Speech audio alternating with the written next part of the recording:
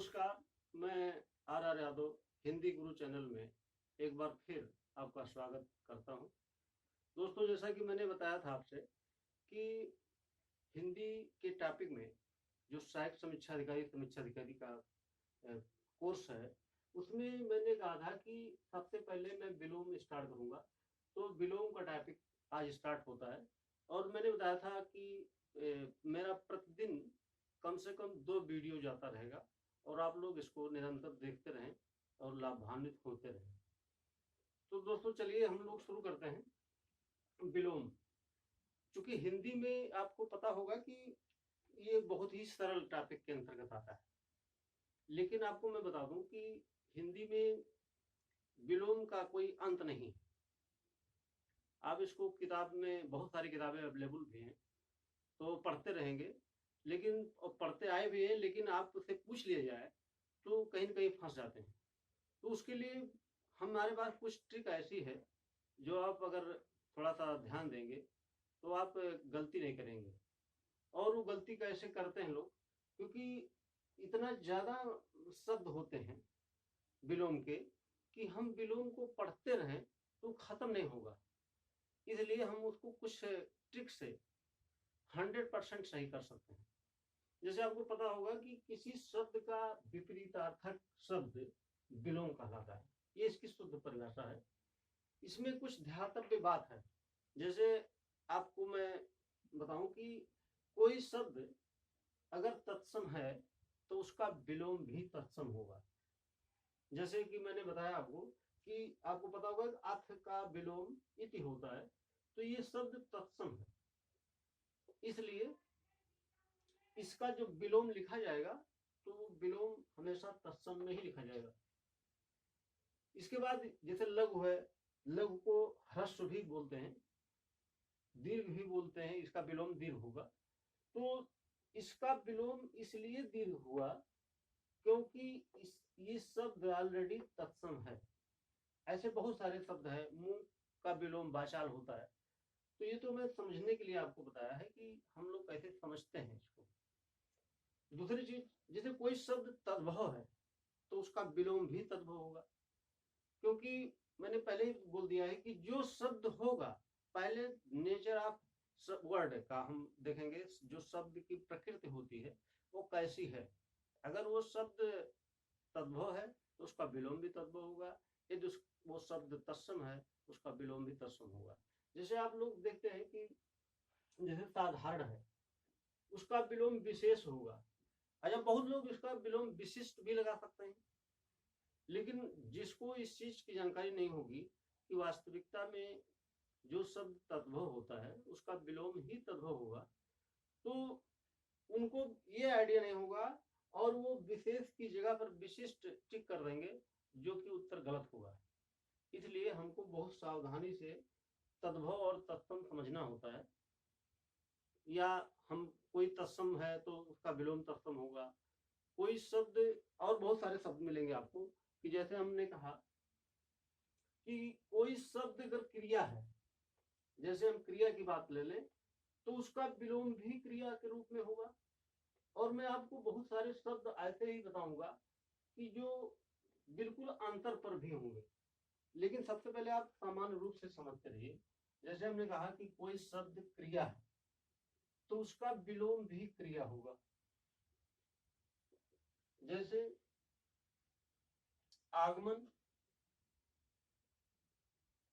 आगमन जैसे आपने बोला तो ये क्रिया है,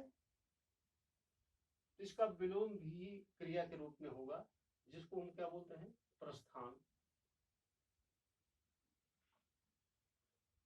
सामान्य रूप से जिसे हम बोलते हैं आना, तो आना क्या है, एक क्रिया है, इसलिए इसका विलोम भी क्रिया होगा। जैसे इसका विलोम क्या होगा, जाना। देखिए, सबसे पहले आप जब समझ लेंगे, शब्द की प्रकृति समझ लेंगे, तो आपको उत्तर देने में कोई परेशानी नहीं है। और मैं कुछ शब्द ऐसा लिखवाऊंगा भी कि जो इस टॉपिक को पढ़ने के बाद में आपको शायद ही किताब उठाने की जरूरत पड़े, क्योंकि किताब में बहुत सारी चीज लिखी होती हैं जो अनर्गल भी हो सकती हैं। अच्छा, कुछ किताब में गलत भी हो सकता है, तो उसकी कोई बात नहीं है, आपको मैं अगर किताब पढ़ना चाहेंगे तो मैं कुछ किताब बता भी दूंगा, फिलहाल अभी आप पढ़ते रहिए। अब जैसे कोई शब्द देखते हैं आपकी विशेषण अगर है, कोई शब्द विशेषण है तो उसका विलोम भी विशेषण होगा।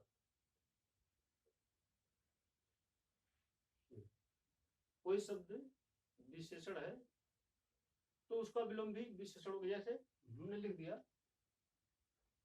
कि वाचाल,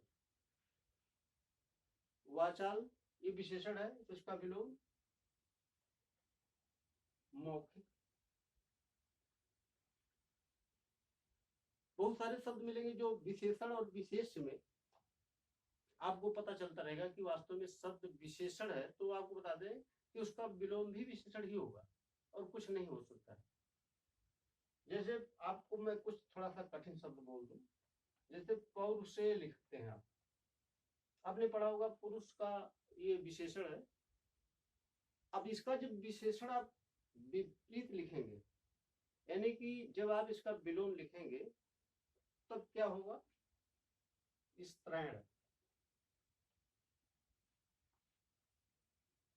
तो आप देख रहे होंगे कि अगर कोई शब्द विशेषण है तो उसका विलोम भी विशेषण हुआ, कोई शब्द क्रिया है तो उसका विलोम भी क्रिया हुआ, कोई शब्द तद्भव है तो उसका विलोम भी तद्भव हुआ, कोई शब्द तत्सम है तो उसका विलोम भी तत्सम हुआ। तो इस प्रकार से आपको सब पहले शब्द को पहचानना होगा। जैसे शब्द आपको पता होगा कि ये किस प्रकार का शब्द है। जैसे आप शब्द देखिए तो शब्द को ये समझने का प्रयास करिए कि वो शब्द किस प्रकार का है। इसके बाद में मैं कुछ शब्द को ऐसा लिखवा ही दूंगा कि जो आपको परेशानी नहीं होगी, और वही चीज आपको पढ़ना होगा, इसी को बार बार दोहराना रहेगा। दोहराते रहेंगे तो आपको ये वीडियो बराबर ऐसे ही फायदेमंद होता रहेगा आपके लिए। और बहुत सारे शब्द ऐसे मिलते हैं जो लोक सेवा आयोग बराबर पूछता रहता है, तो आप उन शब्दों पर विशेष ध्यान रखेंगे और वो शब्द हमेशा आप रट के रखेंगे। रट के क्या रखना है, उसको थोड़ा समझ लेना है और बाकी दोहराते रहना है, उसी में समझ में आ जाएगा। विशेषण ये सारी ये विलोम शब्द कोई कठिन नहीं होते हैं, बहुत सरल शब्द होते हैं, इसलिए आप जो है घबराने की कोई जरूरत नहीं है। आप उसको अच्छी तरह से दोहराते रहें और ये आपका एक भी प्रश्न यहाँ से गलत होने वाला नहीं है। जैसे विलोम हुआ आपका, तद्भव तत्सम हुआ, वर्तनी हुआ, वर्तनी में भी जैसे कुछ गलत होने के जो टॉपिक है मैं आपको बता दूं कि कहाँ गलत होते हैं शब्द। जैसे आपको पता होगा कि वाक्य शुद्धि के लिए कुछ प्रश्न आते हैं, उसमें से प्रश्न गलत होने की संभावना होती है। और हिंदी में एक टॉपिक बहुत ही टफ है जो व्याकरण के दृष्टिकोण से कह सकते हैं आप, जो आप पढ़ते हैं विशेषण और विशेष। विशेषण और विशेष का टॉपिक थोड़ा सा टफ होता है, लेकिन अगर आप उसको बीच सिस्टम से पढ़ेंगे तो आपको, जैसे मैंने वादा किया है कि आपका मिनिमम 55 नंबर आना ही चाहिए, तो ये आप लोग अगर सहयोग करते रहेंगे और उसको दोहराते रहेंगे तो इस वीडियो से आपको बहुत फायदा होने वाला है। तो चलिए हम लोग आगे बढ़ते हैं। तो जैसे कुछ शब्द मैं बताऊंगा आपको कि कुछ शब्द मैं लिखता जा रहा हूं, आप इसको नोट कर सकते हैं। जैसे कुछ शब्द ऐसे भी हैं कि आप देखते हैं कि जैसे जड़ लिखा गया तो आपको लगता होगा कि वास्तव में इसका विलोम चेतन है और सही भी है। लेकिन कभी कभी ऐसा भी सवाल पूछता है कि जो आपको ये चेतन शब्द दे देगा, तो चेतन शब्द का विलोम कभी जड़ नहीं हो सकता है। चेतन का विलोम हमेशा अचेतन होता है, इस पर ध्यान रखना है कि कोई जरूरी नहीं कि जो कोई शब्द है उसका विलोम है तो जस्ट उसका विलोम ही होगा, ऐसा कोई कॉन्सेप्ट नहीं है। यही चीज तो ध्यान देने वाली है। अब जैसे आप बोलते रहते हैं, अब मान लीजिए अचेतन पूछ लिया, अचेतन का विलोम अब चेतन नहीं हो सकता, अब इसका विलोम सचेतन होगा। एक पॉइंट तो ये ध्यान रखना आपको। अगला पॉइंट आपको ये ध्यान रखना है, इसमें और भी उदाहरण आपको अगर समझना लगता है जरूरी है, तो जैसे आप बोलते हैं श्रम, तो श्रम का विलोम विश्राम होता है। आपको पता है कि श्रम मतलब परिश्रम, लेकिन जैसे ही आप से प्रश्न किया जाए कि आप विश्राम का विलोम बताइए, तो विश्राम का विलोम आप श्रम नहीं लिख सकते हैं। अब विश्राम का विलोम सावधान हो जाएगा, अब इसका सेंस दूसरा हो जाएगा। अब यहां पर विश्राम उससे मतलब नहीं है। अब यहाँ पर जो आप देखते होंगे कि ये स्कूलों में जो पीटी कराया जाता है, तो उसमें विश्राम सावधान बोलते हैं, वो विश्राम सावधान इसका मतलब है। अब देखिए, सावधान अगर आपसे पूछ लिया जाए कि सावधान का विलोम बताइए, तो सावधान का विलोम असावधान होगा।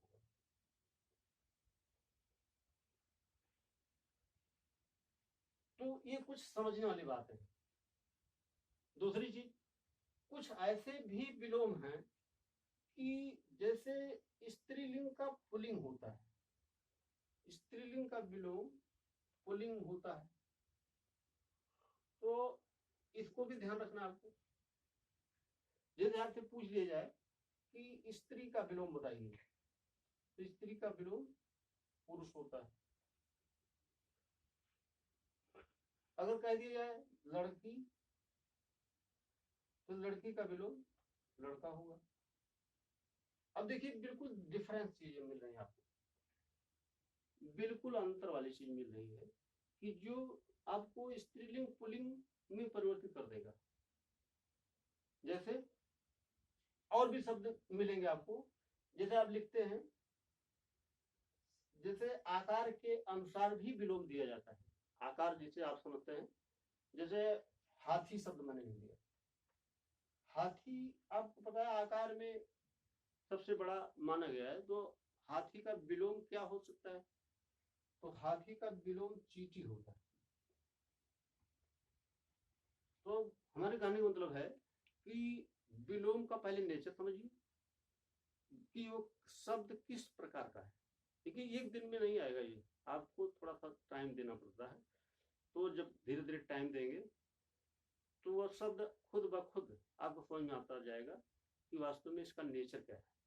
और जिस दिन आप नेचर समझ गए, उस दिन आप कोई भी शब्द गलत नहीं करेंगे। अब इसके बाद में मैं आपको कुछ शब्द ऐसे ही लिखाऊंगा जो आयोग बराबर पूछता है, और इसके बाद में आपको घटना चक्र या कोई किताब ऐसी नहीं पढ़नी पड़ेगी कि जो आप उसको रटिए। ये रटने वाली चीज नहीं है, आपको रटना नहीं पड़ेगा और बहुत सारी चीज आपको मिल जाएगी। जैसे आपको बताऊं कि जैसे लिखा जाएगा, आयोग बराबर जो पूछता है, मैं अब उन शब्दों को लिखूंगा जो आयोग बराबर पूछता है। जैसे अनुकूल का विलोम क्या होगा, प्रतिकूल। इसके बाद में देखिए, शब्द जो है बहुत थोड़ा सा अंतर किया जाता है और उसका विलोम कुछ और हो जाता है। जैसे हमने लिखा कि उन्मूलन, ये वास्तव में आयोग बहुत पूछता है, यहाँ से काफी प्रश्न किए गए हैं और ये कई बार पूछ चुका है आयोग। तो जैसे उन्मूलन का विलोम क्या होगा, रोपण। और उन्मीलन एक शब्द है। देखिए, दोनों शब्दों का मतलब भी आपको समझना चाहिए। थोड़ा थोड़ा करके आप शब्द का मतलब जब समझेंगे तो शब्द को पकड़ना शुरू कर देंगे। जैसे उन्मीलन का विलोम निमीलन। जो लोग बराबर एग्जाम दे रहे होंगे, समीक्षा का या बराबर का, जो भी एग्जाम आप बराबर देते हैं, उसमें ऐसे शब्द बराबर मिलेंगे आपको। तो मतलब आपका है उन्मूलन का, आपको पता होगा कि किसी चीज का समूल नष्ट होना उन्मूलन कहलाता है, और रोपण किसी चीज का स्टार्टिंग पॉइंट कह सकते हैं, शुरुआत करना। उन्मीलन का मतलब होता है कि जब आप की आंख खुली खुले, कहने मतलब जब आपकी आंख खुले तो उसको कहते हैं उन्मीलन। और जब आपकी आंख बंद हो तो उसको बोलते हैं निमीलन। ठीक, तो ये शब्दों का मतलब है। दूसरा शब्द बहुत पूछता है, आमिष। देखिए आमिष का विलोम निरामिष होता है। अब इसका मतलब पहले समझिए। जब आप मतलब समझेंगे, थोड़ा सा अर्थ समझेंगे, तो आपको रटना नहीं पड़ेगा। आमिष का मतलब वास्तव में मांस होता है। मैं आपको बता दूं कि वास्तविकता में आमिष का मतलब होता है मांस। अच्छा, एक शब्द सामिष भी है। सामिष का विलोम भी निरामिष होता है। तो जब शब्दों को आप समझ लेंगे, अच्छा, सामिष का मतलब होता है मांस सहित। ठीक, मांस सहित, यानी कि देखिए शब्दों में कितना अंतर है। आमिष का मतलब आप समझ गए होंगे, सामिष का मतलब मैंने यहाँ लिख दिया। ऐसे ही बहुत शब्द मिलेंगे जो थोड़ा सा शब्दों में अंतर होता है, तो आप उसका उत्तर गलत दे देते हैं। तो बहुत सारे शब्द ऐसे मिलेंगे आपको। और तो आज के वीडियो में बस इतना ही दोस्तों, और फिर कल मिलते हैं। Okay, thanks.